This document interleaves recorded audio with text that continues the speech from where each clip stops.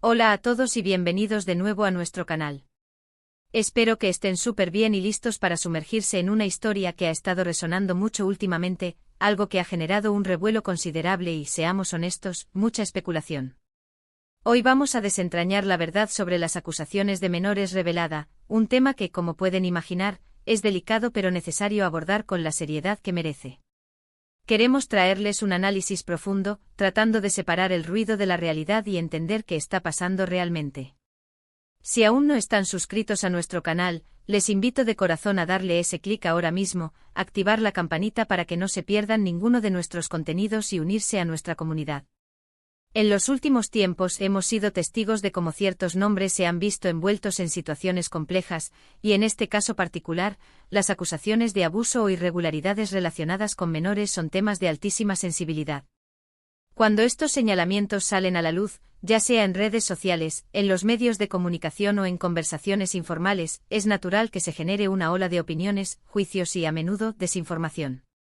Por eso nuestro objetivo hoy es ir más allá de los titulares sensacionalistas y profundizar en los hechos, o en la falta de ellos, que rodean estas acusaciones. ¿Quiénes son Demet y Can en este contexto? ¿Cuáles son los señalamientos exactos? Y lo más importante, ¿qué información concreta tenemos para afirmar o desmentir estas graves acusaciones? Prepárense porque vamos a desgranar cada aspecto con la profundidad que se merece. Es fundamental, antes de nada, sentar las bases. Cuando hablamos de acusaciones contra figuras públicas, y más aún cuando involucran a menores, la presunción de inocencia juega un papel crucial. Sin embargo, la gravedad de las acusaciones obliga a una investigación exhaustiva y a una comunicación transparente. Las redes sociales, si bien son una herramienta poderosa para la difusión de información, también pueden ser un caldo de cultivo para rumores y noticias falsas que pueden dañar reputaciones de forma irreparable. Por eso, en este espacio, nos comprometemos a investigar a fondo, a buscar fuentes confiables y a presentarles la información de la manera más objetiva posible, analizando cada faceta de esta compleja situación. Ahora, adentrándonos en el caso específico de Demet y Can, es importante recordar que las acusaciones que han surgido son extremadamente serias. Se ha hablado de ciertos comportamientos, de situaciones que habrían ocurrido y que, de ser ciertas, tendrían consecuencias devastadoras no solo para los implicados, sino también para las personas que habrían sido afectadas. Sin embargo, es vital mencionar que hasta el momento, y esto es crucial recalcarlo, la mayor parte de lo que se ha dicho circula en el ámbito de las especulaciones y las redes sociales. No hemos visto hasta ahora, y hasta donde nuestro equipo ha podido investigar exhaustivamente, sentencias judiciales firmes, denuncias formales admitidas a trámite con pruebas sólidas presentadas ante la justicia, o pruebas contundentes y públicamente verificadas que respalden estas afirmaciones de manera definitiva. La distancia entre una acusación pública y una condena judicial es abismal, y es nuestra responsabilidad recordarlo. Las redes sociales, como mencionamos, han sido el epicentro de gran parte de esta discusión. Han aparecido supuestos testimonios, a veces anónimos, a veces con identidades conocidas, relatando experiencias que pintan un panorama muy oscuro. Estas narrativas, cargadas de emoción y dolor, sin duda generan empatía y un deseo inmediato de justicia. Sin embargo, también es cierto que en el frenesí de la viralización, la veracidad de estos testimonios puede ser difícil de corroborar. ¿Son experiencias reales distorsionadas por el paso del tiempo o por la subjetividad, o son fabricaciones diseñadas para causar daño? Esa es una pregunta que lamentablemente es muy difícil de responder sin pruebas sólidas, sin la intervención de las autoridades competentes y sin un proceso legal que permita la defensa y la presentación de evidencia por todas las partes. Hemos visto cómo se han compartido capturas de pantalla, supuestas conversaciones, e incluso vídeos sin contexto claro, que alimentan la sospecha y la indignación. El problema con todo esto es que el Internet tiene una memoria peculiar y, a menudo, una línea muy fina entre la especulación y la declaración de hechos. Cuando una acusación, sin importar su fundamento inicial, se vuelve viral y es compartida millones de veces, se crea una especie de verdad popular, que puede ser muy difícil de desmantelar, incluso si posteriormente se demuestra su falsedad o se presentan contrapruebas. La gente tiende a creer lo que se repite una y otra vez, y este caso, como tantos otros, no ha sido la excepción a esta peligrosa dinámica. La presión mediática y la opinión pública pueden ejercer una influencia inmensa, a veces incluso adelantándose a la propia justicia. Es importante en este punto diferenciar claramente entre la existencia de acusaciones, la existencia de denuncias y la existencia de pruebas concluyentes que demuestren culpabilidad. Es posible que existan personas que se sientan agraviadas y que hayan presentado denuncias ante las autoridades. La existencia de una denuncia es un hecho, una puerta abierta a la investigación judicial, pero no implica culpabilidad ni veracidad de los hechos denunciados.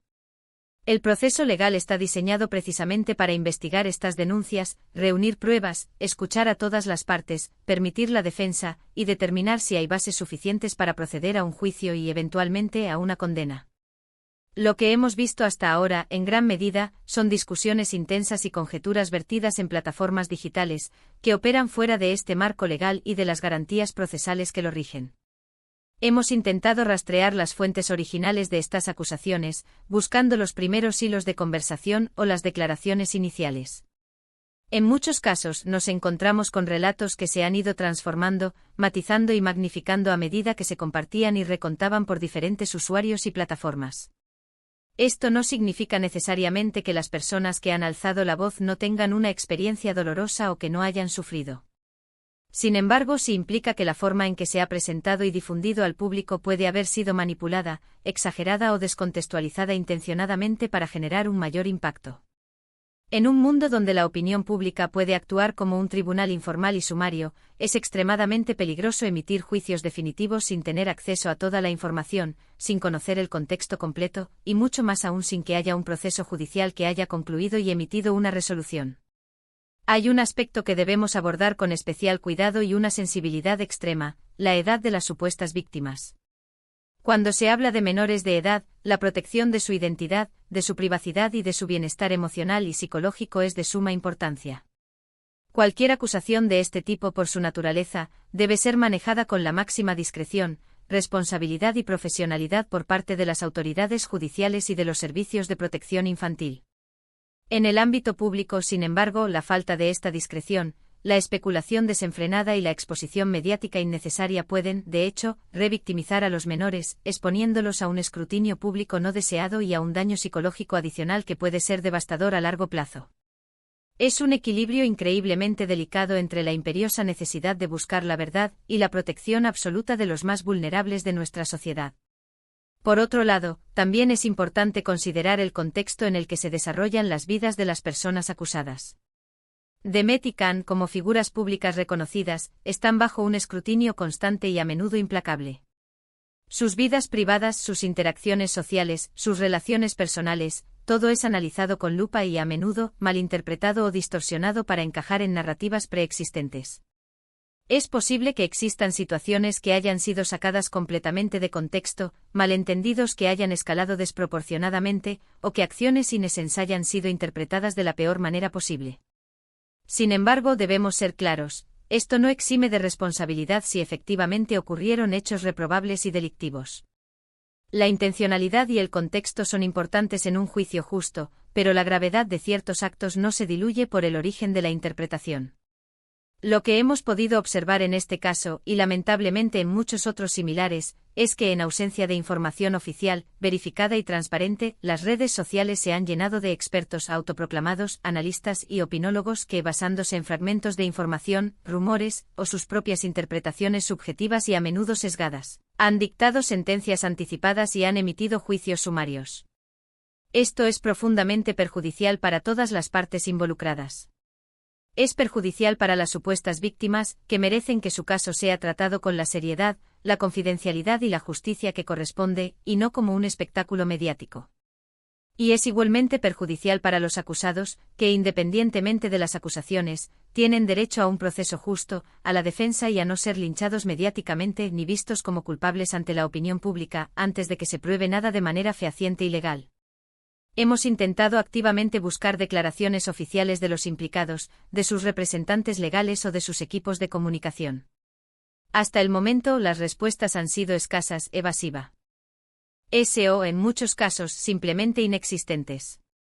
Si bien el derecho a guardar silencio es válido, especialmente en el marco de una investigación legal, la falta de comunicación en el espacio público, cuando se enfrenta a acusaciones de esta magnitud, tiende a alimentar aún más la especulación y a crear un vacío que se llena con rumores y teorías conspirativas.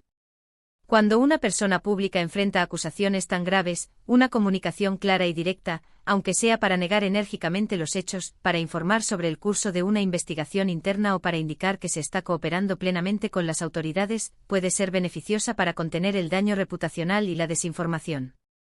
La falta de comunicación en ocasiones es interpretada erróneamente como una admisión tácita de culpabilidad, lo cual, como hemos dicho, no es necesariamente cierto y puede ser una estrategia defensiva válida.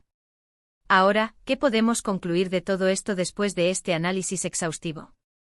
La verdad, hasta donde podemos ver y verificar de manera objetiva, es esquiva y se encuentra diluida entre el ruido. Las acusaciones son muy serias, de una gravedad extrema, y por lo tanto, no deben ser tomadas a la ligera bajo ninguna circunstancia.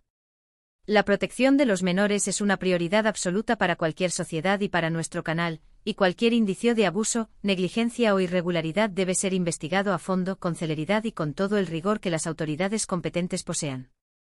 Sin embargo, la información que circula actualmente en el ámbito público, principalmente en las redes sociales y en medios de comunicación no oficiales, carece de pruebas concluyentes, verificadas y presentadas ante un tribunal. Gran parte de lo que se ha dicho, analizado fríamente, se mantiene firmemente en el terreno de la especulación, los rumores y las inferencias. Es absolutamente fundamental que, como espectadores, como ciudadanos activos en el mundo digital, mantengamos una postura crítica, analítica y reflexiva.